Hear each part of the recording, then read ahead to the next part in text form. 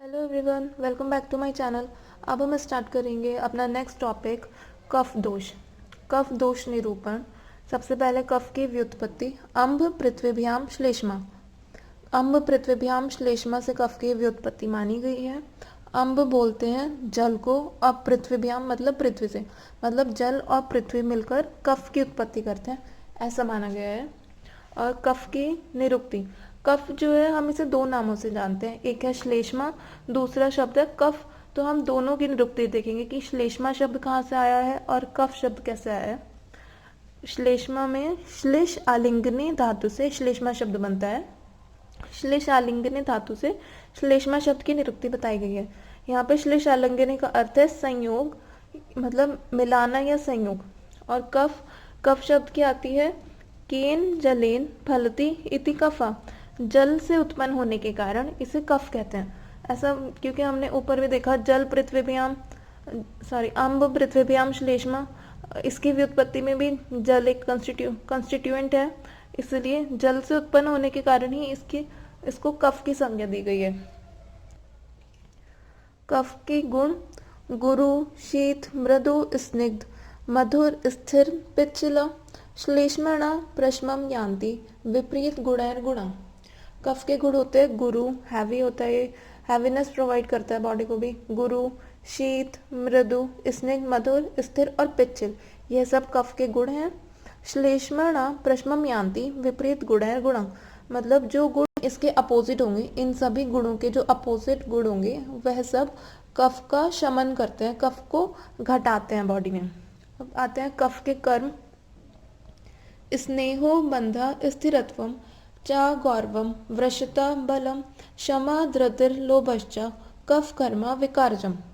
शरीर में स्नेह मतलब स्निग्धता, स्थिरत्वम स्थिरता, वृषता मतलब शुक्र की वृद्धि करना, गुरुता बल, क्षमा धृति और आलोभ उत्पन्न करना, यह सब कफ के कर्म है, मतलब प्राकृत कफ के कर्म है।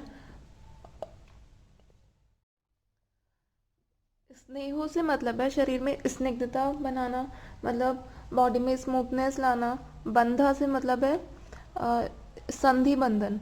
कफ जो है संधि, संधि मतलब जॉइंट्स को बंधन, जॉइंट्स को जोड़ने का काम करता है। स्थिरत्वम स्थिरता, बॉडी में स्टेबिलिटी। वृषता, वृषता से मतलब है फर्टिलिटी, मतलब स्पर्म्स इंक्रीज करना, शुक्र वृद्धि करना, ये कफ का कार्य है। गौरवम गुरुता मतलब बॉडी में हैवीनेस कफ की वजह से होती है, यह सब कफ के कर्म है। और क्षमा धृति लोभश्चा, क्षमा से मतलब है पोलाइटनेस, धृति पेशेंस, और लोभश्चा, यहाँ पे लोभश्चा से मतलब है आलोभ, मतलब लालची ना होना। यह सब किसी किसी के नेचर में देखने को मिलता है। क्षमा धृति और आलोभ, ये तीनों क्वालिटीज कफ की वजह से होती हैं। कफ के स्थान: उर शिरो ग्रीवा पर्वाणय अमाशयो मेदश्च श्लेष्म स्थानानि तत्रापय उरो विशेषेण श्लेष्म स्थानम। उर से मतलब है थॉरेक्स, थॉरेक्स रीजन। शिर मतलब हेड, ग्रीवा नेक, पर्वाणय अमाशयो, यहाँ पे पर्व से मतलब है जॉइंट्स, बॉडी के जो जॉइंट्स होते हैं, और अमाशयो मतलब स्टोमक, और मेदश्चा श्लेष्म स्थानानि, यहाँ मेदश्चा मतलब मेद से तात्पर्य है जो बॉडी का फैट होता है, यह सब कफ के स्थान है। और इनमें भी उर यानी थॉरेक्स को कफ का विशेष स्थान बताया गया है। नेक्स्ट आता है कफ के भेद। कफ के भी 5 भेद होते हैं: अवलंबक कफ, क्लेदक कफ, बोधक कफ, कफ तर्पक कफ और श्लेषक कफ। अवलंबक कफ: उरस्था सत्रिकस्य स्ववीर्यता हृदस्य अन वीर्याच ततस्थ एव अम्बुकर्मणा कफ धामनाम च शेषणाम यतकरोत्यव अवलंबनम। मतलब जो कफ उर में स्थित होता है, उर में स्थित होता है, और उर में रहने वाला कफ जो अपने वीर्य की शक्ति से त्रिक का, और हृदय से अन्न वीर्याच, और अन्न के अन्न वीर्य से हृदय का।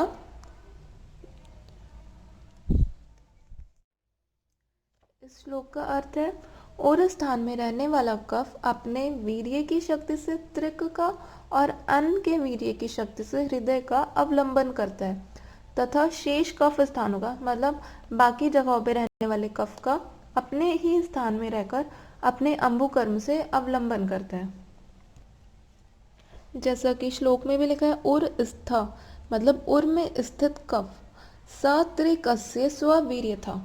स्ववीर्य था, स्व मतलब अपने, मतलब उर में स्थित कफ अपने वीर्य से, अपने वीर्य की शक्ति से त्रिक का और हृदय से अन्न वीर्याज, अन्न के वीर्य की शक्ति से हृदय का ततस्थ एवं अंबुकर्मणा इनका अपने अंबुकर्म से अवलंबन करता है।